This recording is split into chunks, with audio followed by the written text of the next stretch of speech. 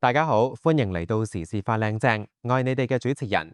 如果你哋中意我哋嘅頻道，記得俾個 like 訂閱我哋，分享俾你哋嘅朋友。私家車逆行狂飆，連撞多人，2死1傷，現場慘不忍睹。網民又一個馬路殺手。各位觀眾，如果你行緊街，突然有架車高速逆行衝過嚟，你會點？你根本冇時間反應就已經被撞低。今日呢單嘢真係聽到都心寒。今日福建省南安市水頭鎮發生一宗恐怖車禍，一架白色私家車喺路上逆行狂飆，之後連撞多人，造成2人死亡，1人受傷，現場一片混亂，傷者倒臥地上，場面慘不忍睹。肇事司機當場被警方控制，事故原因仍然調查中。附近商戶話，肇事車輛車速好快，逆行之後撞到多個人。網民紛紛怒斥又一個馬路殺手，一定要重判，唔好再害人。今日我哋就同大家講下呢單逆行狂飆連撞多人事件，詳細重溫事發經過，分析可能原因，睇下網民點樣反應。仲有法律專家講解肇事司機可能要面對嘅刑責。第一部分事件重溫，白色私家車逆行狂飆，連撞多人讓2死1傷。先講返成件事嘅經過。事發係今日地點係福建省南安市水頭鎮某路段。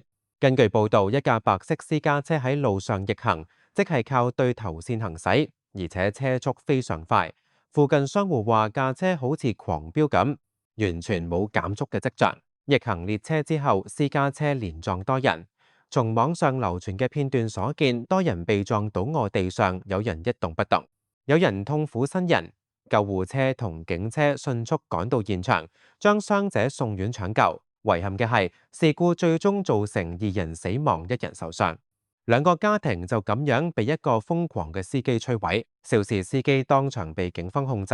南安交警工作人員表示，目前事故原因仲未定性，案件正喺辦理中。警方會調查司機嘅精神狀態，有冇飲酒，有冇吸毒，以及車輛嘅機械狀況。雖然官方仲未公布具體原因，但係從已有嘅資訊推測，可能有以下幾個可能性：可能性一，醉駕或者毒駕，呢個係最常見嘅狂飆連撞原因。司機飲酒或者吸毒之後，判斷力、反應速度、視力都會受損，容易做出危險駕駛行為，例如逆行、超速、衝燈。如果證實係醉駕或者毒駕，司機嘅刑責會非常重。可能性2，疲勞駕駛。如果司機長時間駕駛或者前一晚冇瞓覺，可能會喺駕駛途中打瞌睡或者短暫失去意識。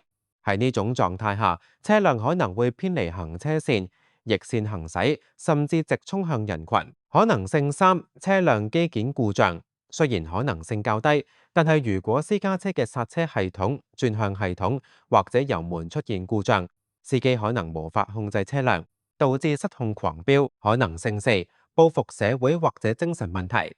近年內地發生過多宗揸車撞人嘅報復社會事件，施暴者可能因為生活不如意、感情問題或者精神疾病，選擇用極端方式傷害無辜市民。如果證實係呢類情況，司機可能會被控以危險方法危害公共安全罪，刑罰非常重。可能性5，逃避執法。有啲司機可能因為違規，例如冇牌駕駛、車輛過期未驗，見到警察截查，心虛之下加速逃走，結果失控撞人。真正嘅原因要等警方完成調查，但係無論原因係乜，2條人命已經失去流，呢個事實無法改變。呢單新聞喺網上引發嘅迴響非常熱烈，網民幾乎一面倒憤怒，要求重判肇事司機。有網民表示憤怒，直呼馬路殺手。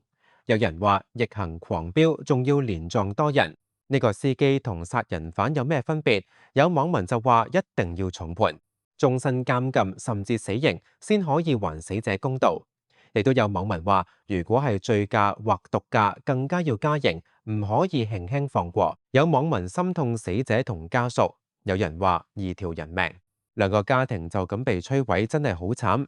有網民就話行行下街都俾車撞死，仲要係逆行，死者真係無辜。亦有網民話希望傷者早日康復，唔好有後遺症。有網民呼籲加強道路安全監管。有人話點解成日都有呢類狂飆撞人事件？政府係咪應該加強執法？有網民就話醉駕、毒駕嘅刑罰應該再加重，先有阻嚇力。亦都有網民話，警方應該加強路面巡邏，見到可疑車輛要即時截查。有網民質疑事故原因，要求警方盡快公佈。有人話，究竟係醉駕定係報復社會？警方要講清楚。有網民就話，如果係精神有問題，點解佢仲可以揸車？監管係咪有漏洞？亦有網民話，希望調查唔好拖太耐，要還死者一個公道。有網民分享自己嘅類似經歷。有人話，我試過喺馬路邊見到有車逆線行駛，嚇到我即刻跑開。有網民就話，香港都有唔少危險司機，希望大家揸車要小心。亦都有網官話，行街都要提高警覺，唔好掛住睇電話。喺內地呢一類逆行狂飆連撞多人嘅事件，肇事司機可能面對非常嚴重嘅刑事責任。以下係可能適用嘅罪名。罪名一：交通肇事罪。根據《中華人民共和國刑法》第133條，違反交通運輸管理法規，因而發生重大事故致人重傷、死亡或者使公司財產遭受重大損失嘅，處3年以下有期徒刑或者拘役。交通運輸肇事之後逃逸或者有其他特別惡劣情節嘅，處3年以上7年以下有期徒刑。因為逃逸致人死亡嘅，處7年以上有期徒刑。今次事件造成2死1傷，屬於發生重大事故，而且逆行、超速屬於其他特別惡劣情節。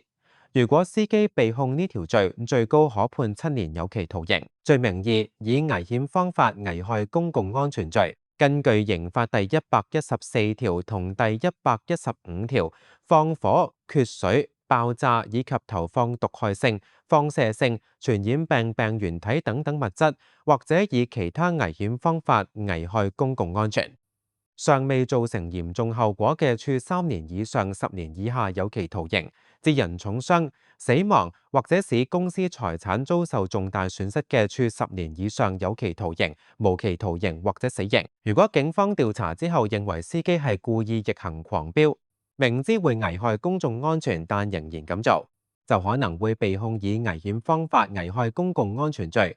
呢條罪嘅刑罰非常重，最高可判死刑。過去內地多宗揸車撞人報復社會事件，施暴者都係被控呢條罪，部分被判死刑。罪名3：危險駕駛罪。根據刑法第133條之一，喺道路上駕駛機動車追逐競駛，情節惡劣嘅，或者喺道路上醉酒駕駛機動車嘅，處拘役並處罰金。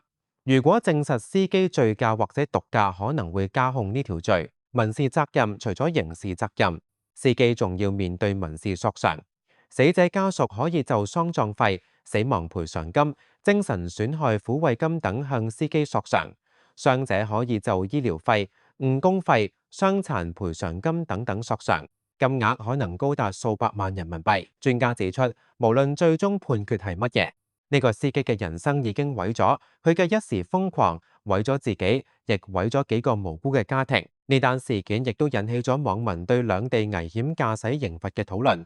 內地同香港嘅法律喺處理呢類案件時有咩分別？內地讚交通肇事罪最高7年有期徒刑，以危險方法危害公共安全罪最高死刑。危險駕駛罪拘役通常唔超過6個月。香港危險駕駛引致他人死亡，根據香港法例第374章道路交通條例，危險駕駛引致他人死亡，一經循公訴程序定罪，最高可判監禁10年同罰款5萬港元，並且可被取消駕駛資格至少5年。危險駕駛引致他人身體受嚴重傷害，最高可判監禁7年同罰款5萬港元。唔小心駕駛，最高可判監禁6個月同罰款5,000港元。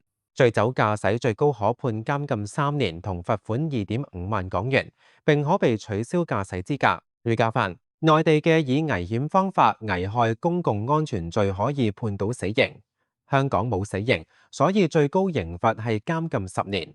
喺呢點上，內地嘅刑罰更重，但係內地嘅交通肇事罪最高7年，同香港嘅危險駕駛引致他人死亡最高10年相比，香港嘅刑罰更重。香港對危險駕駛嘅罰則相對較重，但係冇死刑。專家指出，無論刑罰輕重，最重要嘅係防止意外發生，加強駕駛者教育，嚴格執法，改善道路設計，先係治本之道。好，總結下今日嘅話題。福建南安一架白色私家車逆行狂飆，連撞多人，釀成2死1傷，肇事司機當場被捕，事故原因仍然喺度調查。網民憤怒要求重判。呢單事件提醒我哋幾個重點：第一，醉駕、毒駕、疲勞駕駛害人不淺，司機嘅一個錯誤決定可以毀掉幾個家庭。第二，逆行、超速係極度危險嘅行為，無論喺內地定香港都係嚴重違法。第三，法律嘅刑罰雖然重要，但係預防更關鍵，加強駕駛者教育，嚴格執法，改善道路設計，先可以從源頭減少意外。第四，行人要提高警覺，唔好做低頭族，留意周圍環境。最後，我想同大家講，無論你係司機定係行人，道路安全係每一個人都嘅責任。司機要守法專注，唔好酒駕毒駕；行人要警覺守規，唔好亂過馬路。只有大家一齊努力，先可以減少呢類悲劇發生。我想用一句話總結：福建南安私家車逆行狂飆，連撞多人，讓2死1傷，肇事司機當場被捕。你覺得內地對危險駕駛嘅刑罰夠唔夠重？作為行人，你會點樣保護自己？好啦，今日嘅時事快靚正就講到呢度。有咩意見或者想我哋討論嘅議題，歡迎喺留言區話俾我哋知。多謝大家收睇時事快靚正，我哋下朝再見，拜拜。